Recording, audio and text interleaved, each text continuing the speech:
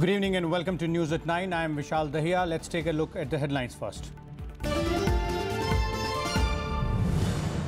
Tributes paid to the 25 CRPF men martyred in Sukma attack, calling it a cold-blooded murder. Home Minister Rajnath Singh pledges that their sacrifice won't go in vain.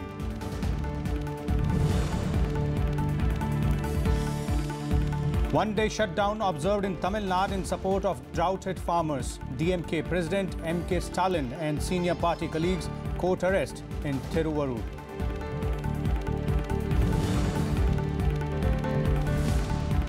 Nine years after her arrest, prime accused in the Malaga case, Sadhvi Pragya Singh Thakur, granted bail by Bombay High Court. The NIA had given her clean chit last May.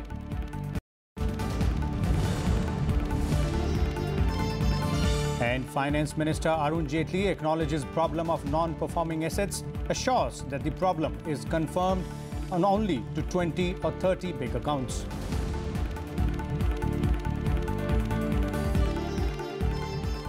Let's take a look at the news in detail now. Union Home Minister Rajnath Singh and Chhattisgarh Chief Minister Raman Singh, along with other top officials, paid tributes to the 25 CRPF jawans who were martyred in a Maoist attack in Sukma district yesterday. In other states, Tamil Nadu Chief Minister K. Palaniswamy condoled the deaths of 4 CRPF jawans from the state while announcing an assistance of 20 lakh rupees to the families. West Bengal Chief Minister also visited the residence of CRPF jawan K.K. Das, who was martyred in the attack on Monday, and announced 5 lakhs as assistance to the bereaved family. Home Minister Rajnath Singh on Tuesday termed the Sukma attack by Chhattisgarh Maoists as a cold-blooded murder. 25 CRPF men were martyred in the attack. The minister assured that the centre and state will ensure the perpetrators are brought to justice. Expressing pain over the incident, Singh asserted that the sacrifice of the soldiers will not go in vain. कल सुकमा में वामपंथी उग्रवादियों के द्वारा जो हमला किया गया है उसे मैं बेहद कायरतापूर्ण मानता हूं और इसे दुर्भाग्यपूर्ण भी मानता हूं और मैं यह मानता हूं कि वामपंथी उग्रवादियों के द्वारा किया गया यह कोल्ड ब्लडेड मर्डर है. Rajnath Singh also said the centre will review and revise its left-wing extremism strategy. Singh also called for a meeting with various state governments on the issue in New Delhi on May 8th. Earlier, Rajnath, Chief Minister Raman Singh and MOS Hansraj Ahir paid tribute to the martyred CRPF personnel during the wreath-laying ceremony. He also visited the injured personnel at the Ramakrishna Care Hospital. हमारे CRPF के बहादुर जवानों का यह बलिदान किसी भी सूरत में हम लोग व्यर्थ नहीं जाने देंगे. हमने इसे चुनौती के रूप में स्वीकार किया है. इसीलिए यह भी फैसला किया है कि हमारी जो LWE की स्ट्रेटजी है उसको हम पुनः रिव्यू करने जा रहे हैं. जरूरत होगी तो हम उसे रिवाइज भी करेंगे और 8 मई को दिल्ली में वह बैठक मैंने बुलाई है और कई राज्यों के अधिकारी उस बैठक में मौजूद रहेंगे. The Chhattisgarh police reported the dense vegetation in the area allowed the Maoists to get close to the patrol and surround the soldiers. मतलब कि काफी यहाँ पे आप जो देख रहे हैं काफी झाड़ी नुमा और काफी पेड़ पौधे हैं और जिसके कारण से वो काफी नजदीक आ गए थे और जिसके कारण से एक सीमित एरिया में जो CRPF के जवान थे उनको घेर लिया और उसके बाद दोनों तरफ से लगभग करीबन 1.5 घंटे तक कंटिन्यूअस फायरिंग चलती रही. The opposition came together to criticize the centre over the Sukma attack. जब तक आप दूर दराज जंगलों में रहने वाले आदिवासियों को विश्वास में नहीं लेंगे तो ये हिंसा समाप्त नहीं होगी. आपको वहाँ की कोई इंटेलिजेंस नहीं मिल पाती है. वहाँ के लोग बाग आप पर भरोसा नहीं करते हैं, विश्वास नहीं करते हैं. एक बार फिर मोदी सरकार उग्रवाद का सामना करने में पूरी तरह विफल रही है. नोटबंदी जब हुई थी तो उस वक्त प्रधानमंत्री ने अपने भाषण में कई बार कहा था, दोहराया था कि नोटबंदी से उग्रवाद पर भी नियंत्रण होगा और काफ़ी हद तक हम उसे काबू में करेंगे. ये जो जवान शहीद हुए हैं उनको नमन करता हूं और अफसोस जाहिर करता हूं इस देश की सुरक्षा व्यवस्था पर कि उनका आज की तारीख में CRPF का कोई डायरेक्टर भी नहीं है. Following the attack, the neighbouring states of Madhya Pradesh and Odisha sealed their borders and sounded a high alert. Bureau Report, Rajya Sabha TV. Meanwhile, the bereaved families of the 25 Jawans who lost their lives on Monday mourn the death of their beloved ones. Chinari village in Bihar's Sasaram district is in mourning, a day after CRPF Jawan Krishna Kumar Pandey was martyred in a Maoist ambush on Monday. The youngest of 6 brothers, Krishna Kumar had returned to duty after visiting his family just last month. He had promised his mother that he would see her again at the wedding of his niece on May 5th. It was not to be. On Monday, a phone call informed that Krishna Kumar had been martyred.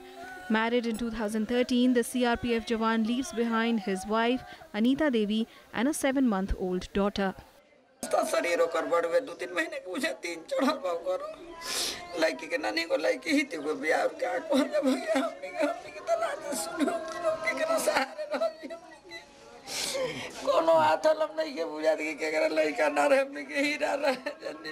था, नौकरी के पहले भी आके पूछा करता था।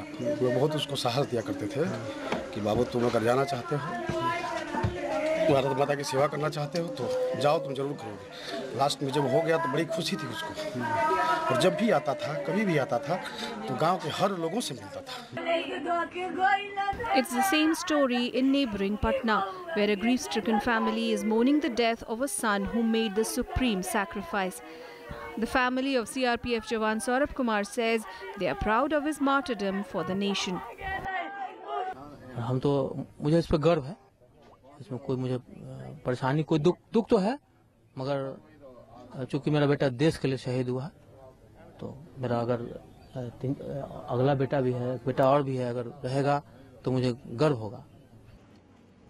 In one of the deadliest attacks till date, 25 CRPF personnel were martyred in an ambush by Naxalites in Chhattisgarh's Surkma district on Monday. The men belonged to the CRPF's 74th Battalion that was assisting the local population in road building activity in the district when they were attacked. Bureau Report, Rajya Sabha TV. A dawn to dusk shutdown called in support of the drought-hit farmers of Tamil Nadu saw a mixed response on Tuesday. The bandh called by the opposition DMK also saw the party's working president MK Stalin courting arrest in the Kaveri Delta region of Thiruvarur. Government offices in Chennai were open and public transport operated normally. A series of protests in rail roko were held in some parts of the state, including Tiruchirappalli, Coimbatore, Madurai and Kanchipuram. Shops, local vegetable markets and a section of private establishments were shut down in response to the bandh call. Thousands of police personnel were deployed across the state to maintain law and order. Opposition parties including DMK, Congress, CPM, CPI, VCK and IUML, apart from trade unions affiliated to them, farmers' bodies and the film fraternity, backed the shutdown. Nearly 9 years after her arrest, prime accused Sadhvi Pragya Singh Thakur was granted bail by the Bombay High Court on Tuesday in the 2008 Malegaon blast case. This comes after the NIA gave her a clean chit in May last year. Thakur has been asked to furnish ₹5 lakh bail amount and 2 sureties of the same amount. The court also directed her to surrender her passport to the NIA. However, the court rejected an appeal filed by another co-accused in the same case, former army officer Lieutenant Colonel Prasad Purohit. Around 7 people were killed in the blast on September 29, 2008 at Malaga. India and Sri Lanka are all set to finalize a joint mechanism for the development of the Trincomalee port. A petroleum refinery will also be established near this port. Trincomalee is the Tamil inhabited area of Sri Lanka, and the move is expected to increase employment for local Tamils to a large extent. Sri Lankan Prime Minister Ranil Wickremesinghe arrived in Delhi on Tuesday on a working visit to India. His talks with Prime Minister Narendra Modi on Wednesday are expected to focus on the regional situation and the fishermen issue. An MOU for the joint development of the Trincomalee port is also scheduled to be signed. 26th April will be the main day of his official engagements in New Delhi. Our Prime Minister will be hosting a luncheon meeting with His Excellency Mr. Ranil Wickremesinghe on the 26th of April. External Affairs Minister, the Minister of Home Affairs and the Minister for Road Transport and Highways and Shipping will be calling on the visiting Sri Lankan dignitary. The visit of the Prime Minister of Sri Lanka to India from 25th April is part of our continuing engagement with the government of Sri Lanka at the highest level. Vikramasinghe will also meet Union Home Minister Rajnath Singh and Shipping Minister Nitin Gadkari. External Affairs Minister Sushma Swaraj will also meet him. At a time when China is trying to encroach on India's traditional space in the island nation, the visit of Sri Lankan Prime Minister also shows the increasing communication and also the significance that both countries attach to each other. The Prime Minister Modi is also slated to visit Sri Lanka next month. Akhilesh Suman's report for Rajya Sabha TV. NSE index ended above the 9,300 level for the first time in its history today, while the NSE index closed up at 88.65 points or 0.96% at 9,306.60. The index earlier hit a record high of 9,309.20, surpassing its previous milestone set on April 5th. The benchmark BSE index ended 287.40 points or 0.97% higher at 29,943.24, its highest close since 5th of April. The rupee ended at 64.26 against the dollar, up 18 paisa. Among BSE sectoral indices, FMCG rose 1.6%, followed by realty 1.26%, oil and gas 1.23%, and auto 1.15%.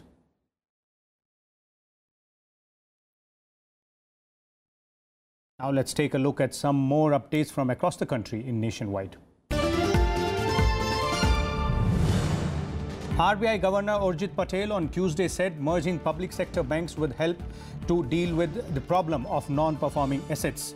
Addressing the Kotak Family Distinguished Lecture at Columbia University in New York, Patel said the system could be better off if they are consolidated into fewer but healthier banks.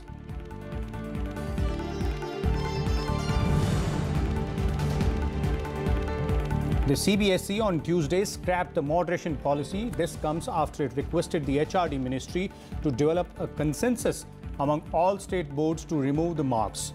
Moderation policy. Under the moderation policy, examinees are awarded up to 15% extra marks in certain papers if the questions are deemed to be difficult.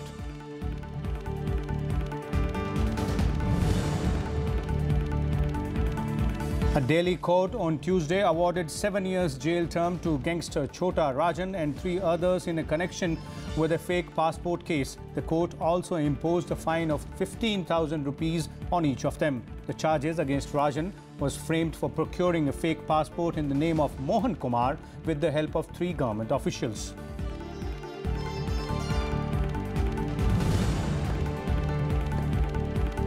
Former Uttar Pradesh Minister Jaitly and his 2 associates were granted bail by a Protection of Children from Sexual Offences Court in connection with a rape case. The court asked all the accused to furnish 2 sureties of 1 lakh rupees each and a personal bond of the same amount. The FIR was registered against Prajapati and 6 others on the directive of the Supreme Court.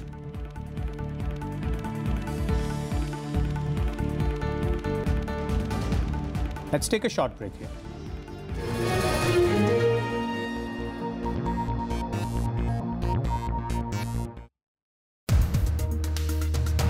Make this country into a Congress Mukt Bharat. Are you going to resort to the same strategy where you'll be breaching the fortresses of other parties? Congress is a culture. We have to get rid of that culture. RSS will be emboldened now with the kind of mandate which BJP has got, and they will try and impose a Hindutva agenda. Does it really isolate the minorities, especially the Muslims? All those who have been talking like this, they have always tried to disturb the secular character of this country. Health policy also talks about increased spending, about 2% of the GDP. That figure is insufficient. These are all wrong notions. We have to increase the capacity to spend. Watch To The Point with Union Health Minister Jagat Prakash Nadda only on Rajya Sabha television.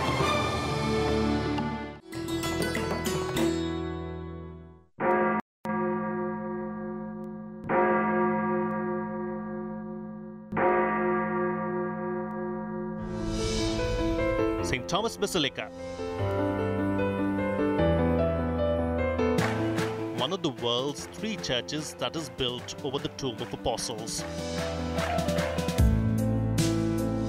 St. Thomas was one of the 12 apostles of Jesus Christ who brought Christianity to India. With an underground tomb where the remains of St. Thomas are laid, this magnificent basilica is of Gothic architecture.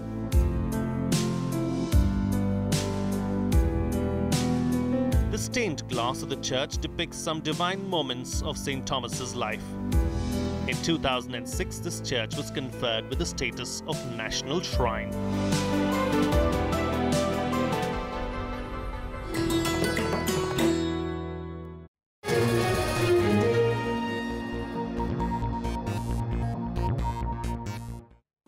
Welcome back. Vice President Hamid Ansari met Armenian Prime Minister on Tuesday. He also met Armenia's president, who expressed hope that Indian Vice President's official visit will give new impetus to the Armenian-Indian centuries-old friendship. Both countries signed a memorandum of understanding on peaceful uses of outer space, cooperation in youth affairs, and a program of cultural cooperation.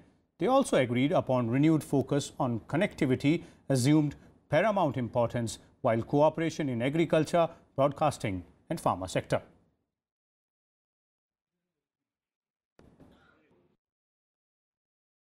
Connectivity became a very important element, where it was agreed that we must definitely have more discussions for cooperation in opening up civil aviation sectors. Maybe direct flights would be the best way, and liberalizing of visa regimes between our two countries. For that will certainly enhance greater tourism traffic. The leadership of Armenia also conveyed their deepest appreciation for the development assistance that Government of India has provided so far to Armenia, especially in setting up centers of excellence, in a telemedicine project, in a Param computer, supercomputer that was gifted to Armenia. Finance Minister Arun Jaitly has acknowledged that the problem of non-performing assets is adversely impacting the Indian banking system. Speaking at the Council of Foreign Relations in New York, Jaitly called NPAs in the banking sector a big challenge that was adversely impacting investments in India. The Finance Minister said since the issue of non-performing assets was confined to only 20 to 30 big accounts, it is possible to deal with it. He, however, blamed the anti-corruption law from the pre-liberalization era of the 1980s as one of the factors that hindered a resolution of the problem, and asserted that the government was giving top priority to address the issue of bad loans. Chief Economic Advisor Arvind Subramanian has said that any serious actions taken by the Trump administration on the H-1B visa program will be a cause of worry.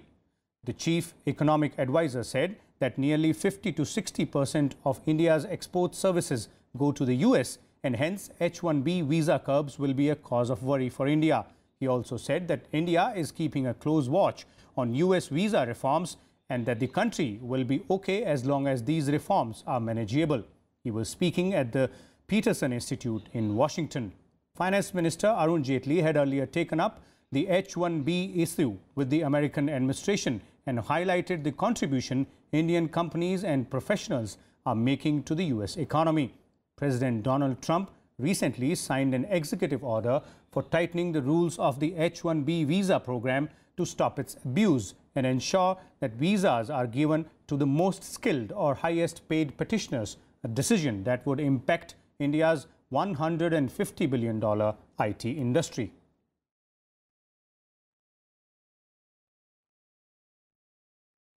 At least 10 people were killed today in a roadside bomb blast that hit a minibus in northwest Pakistan. The improvised explosive device blast took place in the Kuram tribal district on the border with Afghanistan. At least 6 children and 2 women were reported to be among the dead. 13 people were injured in the explosion and were shifted to the nearby hospital. An Mi-17 helicopter has been sent to Kuram agency headquarters to bring the injured to Peshawar for treatment. Meanwhile, no group has claimed responsibility for the attack.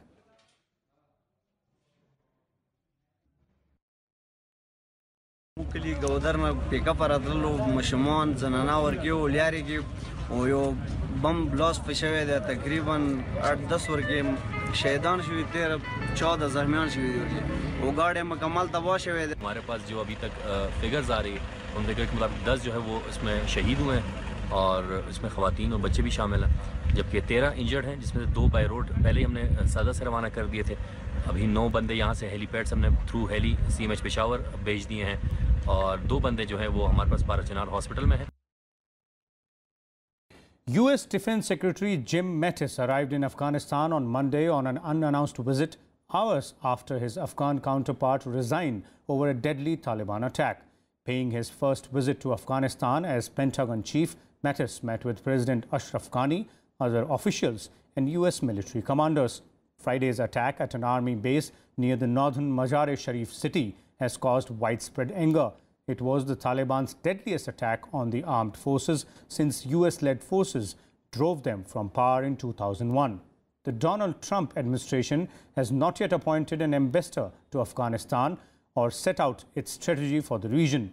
Recent visits, however, could signal new engagement.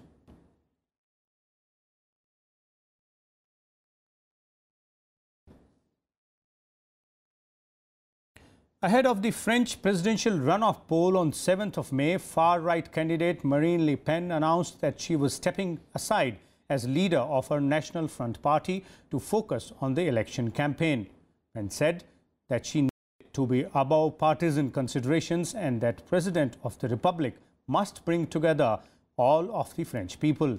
The move to step down comes just a day after Pen reached the second round of French election, where she will face political novice Emmanuel Macron.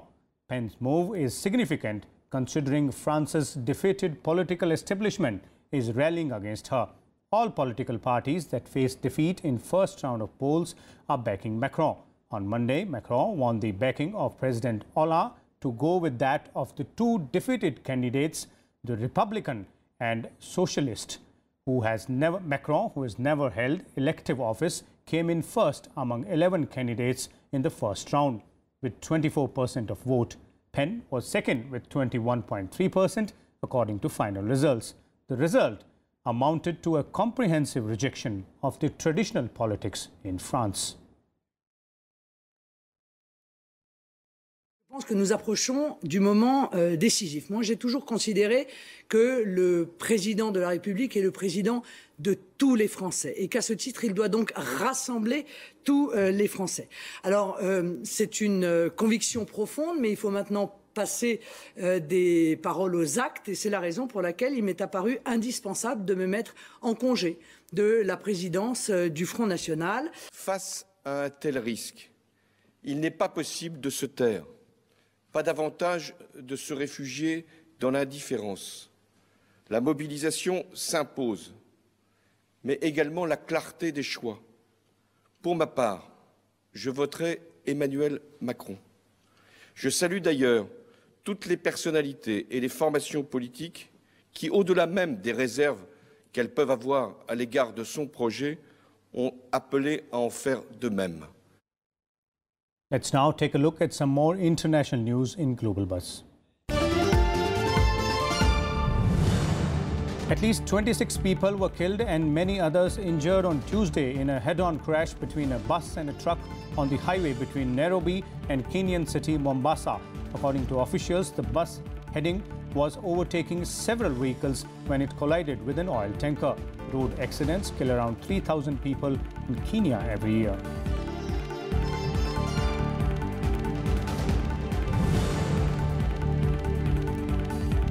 China on Tuesday called for joint efforts to resolve the issue of the Korean Peninsula after North Korea staged a large-scale artillery drill and a US submarine docked in South Korea. North Korea conducted a big live-fire exercise to mark the 85th founding anniversary of the KPA today, while US submarine USS Michigan docked in a naval base in Busan in a show of force.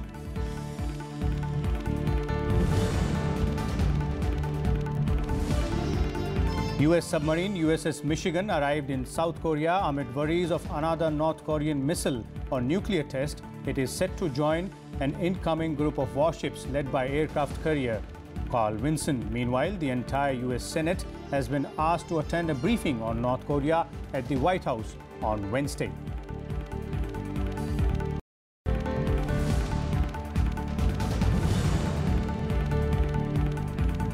Fresh airstrikes on Tuesday killed at least 12 people and severely damaged a hospital in Idlib. According to Syrian Observatory for Human Rights, the attacks came as Syria's Air Force and Russian jets intensified their bombardment on insurgent stronghold.